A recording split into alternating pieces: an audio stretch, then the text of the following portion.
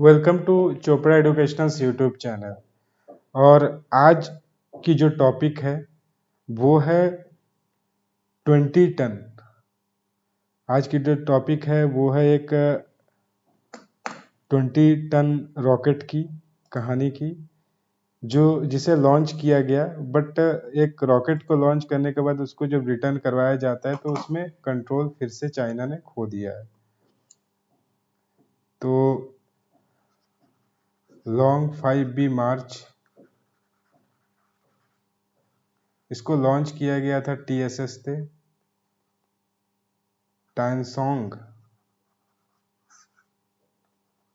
टैंगोंग space station से।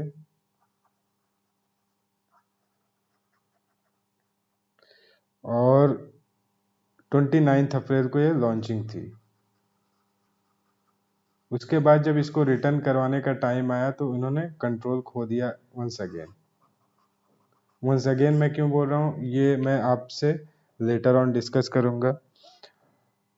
इसकी तकरीबन जो हाइट 100 फीट की हाइट है इसकी, और इसकी जो विड्थ है, चौड़ाई इसकी 16 फीट की है और 20 टन की ये है।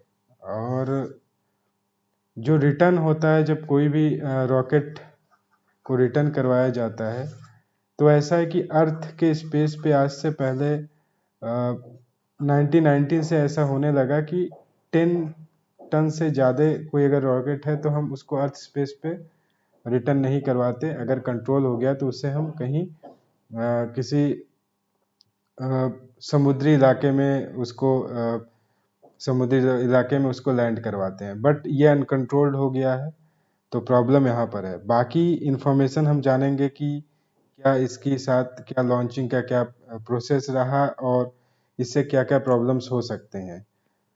तो इस चीज़ के लिए पूरे वीडियो को आप देखें और इस वीडियो को लाइक करें, शेयर भी करें और हमारे चैनल को सब्सक्राइब भी करें।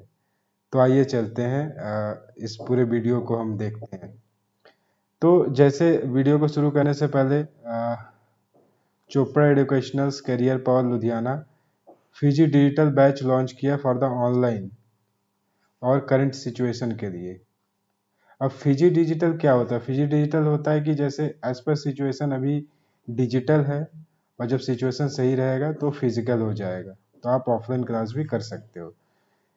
बैंकिंग के एसएससी की सीटेट पीएसटेट सारे बैचेस आपको मिल जाएंगे। इसी तरीके से जो क्लास 6 से 12 तक के हैं उनको भी इनोवेशन वे में फिजिटल ऑनलाइन क्लासेस उनके लिए भी है, और वो चाहे सीबीएसई हो, आईसीएसई हो या फिर पंजाब बोर्ड हो।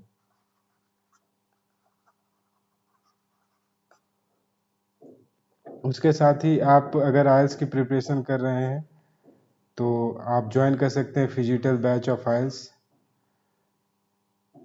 और इन बैचेस को ज्वाइन करने के लिए आपको चोपड़ा एडुकेशनल्स के वेबसाइट पे जाके कोर्स पे क्लिक करते ही आपको ये कोर्स मिलेंगे। उसके बाद आपको लॉगिन करना है और इस कोर्स को वहाँ से आप परचेज कर सकते हैं। बाकी अगर कोई आपको डिटेल्स चाहिए तो नीचे जो नंबर कॉल हो रहे हैं उस पर आप कॉल कर सकते हैं कभी भी। तो आइए बात करते हैं इस चीज़ की। तो अभी जो इन्फॉर्मेशन न्यूज़ में आ रहा है कि out of control Chinese rocket failing Earth could partially survive re-entry. Long March 5B is doing 27,600 km per hour in failing orbit with evenly crash site unknown after launching Space Station Hub. तो launching के बाद जब इसको return करवाने की process हो रहा था उसमें इन्होंने अनकंट्रोल हो गया है ये पूरे रॉकेट। तो इसकी पार्शियली सर्वाइव री एंट्री क्यों कहा जा रहा है? उसके बाद कहा गया कि CNN के तरफ से कि कोई आप पैनिक मत हो। अकॉर्डिंग टू रिपोर्ट प्रीवियसली इस तरह के occasion hit the earth surface without posing the threat to life safety. Previously ऐसे जो हुआ उसमें कोई प्रॉब्लम नहीं हुई थी। बट इससे पहले लास्ट ईयर जो हुआ था, लास्ट ईयर अटलांटिक ओशियन में 5B लॉन्ग मार्च लैंड हुआ था। बट ये कोई कंट्रोल लैंड नहीं था, ये भी अनकंट्रोल्ड हो गया था। और ये जो अटलांटिक ओशियन से ये लॉस एंजल्स सेंट्रल पार्क जो कि हॉलीवुड के ऊपर से गुजरा था। अगर ये वहाँ पर अगर लैंड हो जाता तो काफ़ी लाइफ थ्रेट वहाँ रहती। तो इस बार भी अभी अनकंट्रोल्ड हो गया है। और आइए देखते हैं इस बार कौन कौन से ऐसे कंट्री है जिस पे ये डेंजर का खतरा है। तो ऑस्ट्रेलिया, न्यूजीलैंड, यूएसए, मेनली इन तीनों कंट्रीज के आसपास इसको ट्रैक किया गया है। उन इन कंट्रीज के स्पेस एजेंसीज ने ये दावा किया है। और किया जा रहा है कि इसको किसी समुद्री ओशन में ही इसको लैंड करवाया जाए, बट ये ट्रैकेबल नहीं हो रहा है, तो ये इसमें प्रॉब्लम्स है। अगर ये किसी सिटी या रहन सहन इलाके में लैंड होता है तो डेफिनेटली लाइफ थ्रेट ये है। जो डेब्रिस कही जा रही है, डेब्रिस का अर्थ मलबा होता है। जैसे जब किसी भी स्पेसिस से अगर ये टक्कर होता है तो अगर ये टूटता है तो टूटने के बाद ये मलबे में कन्वर्ट होता है। और अर्थ तक आते आते इसकी जो ये कम होने लगती है।